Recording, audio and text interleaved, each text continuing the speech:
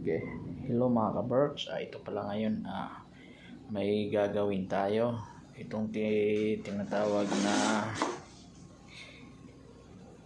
electro-thermofat. May pro ang brand. Painitan pala ng tubig namin. Tapos biglang nawala. Hindi na gumagana. Tapos ngayon nang binuksan ko, ayun siya. Ayun. Kita mo. Sunog yung isang switch dispenser niya, napindot sa taas dito sa taasan banda yan, dito sa taasan yan, nasunog. Kita nyo yan, sunog. Grabe yung pagkasunog. Ayan, pero gumagana na lahat yan. Bali na testiran ko na to, okay naman yung pump motor niya, gumana lahat. Parang wala namang problema, mga diode okay naman, wala namang naputol. So dito lang tayo nagka-problema. Yan, sunog. So ang gagawin ko pala dito is i-off ko to, i-bypass ko tong switch dito niya para dito sa taas. Para ang pagganahin lang natin ay yung nasa baba nito. Itong dito. Para meron pa rin siya kahit paano, meron siyang automatic. So ang gagawin nyo lang yan mga ka-Barks, gagawin natin is itong switch na to is kukondim natin katulad yan. Pinutol ko na yan.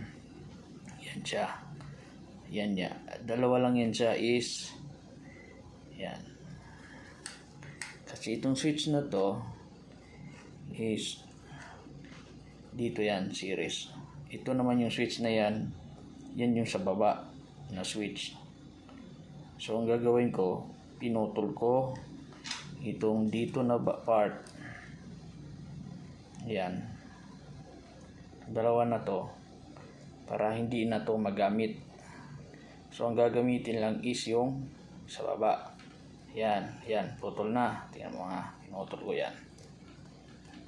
Yan ganyan. Tapos yung isa naman, dalawa kasi yan eh. Isa niyan tinanggal ko. Hindi kasi matanggal yung isa, kaya ito lang isang natanggal. So ganyan, dalawang wire. Ganyan lang mga bars. Balik lang ha. Gisa lang kasi ako eh. Yan. Balik kita nyo. Dalawang wire yan siya dito. Ito yung isa. Yan.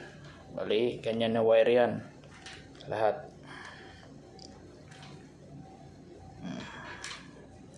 Basta itong green tsaka red, yan yung para sa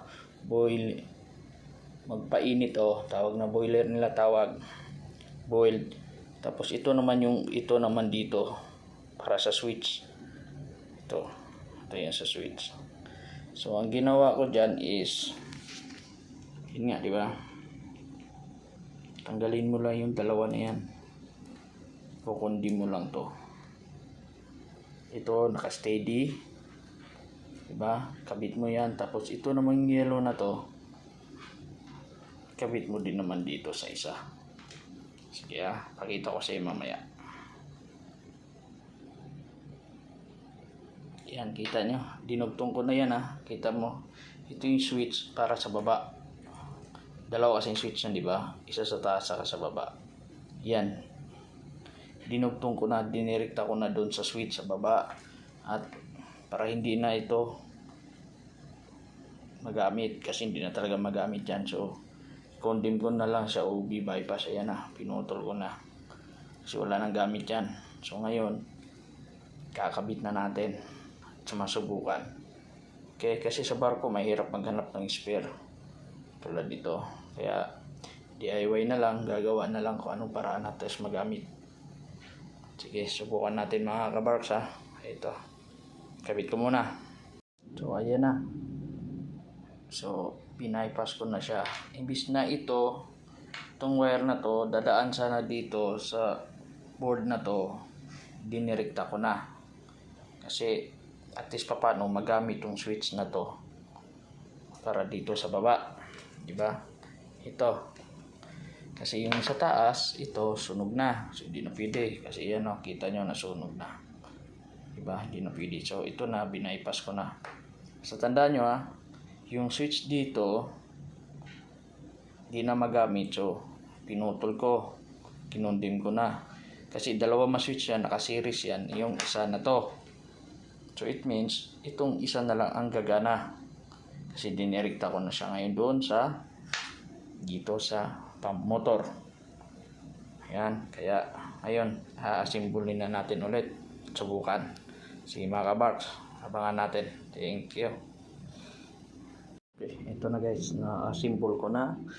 So, may tubig na yan. Nilagyan ko rin ng konti. Ayan siya. Ngayon, susubukan natin kung gumagana yung ginawa natin. Ngayon, sasaksak ko muna guys. Saglit lang. Naglalaro kasi ako kanina.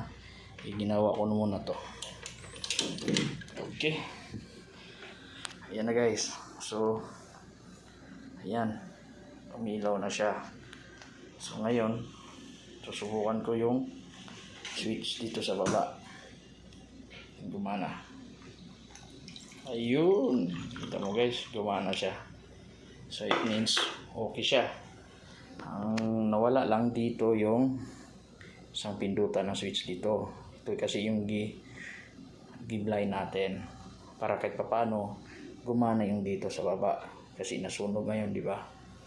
So, ayan guys, ganun na kadali.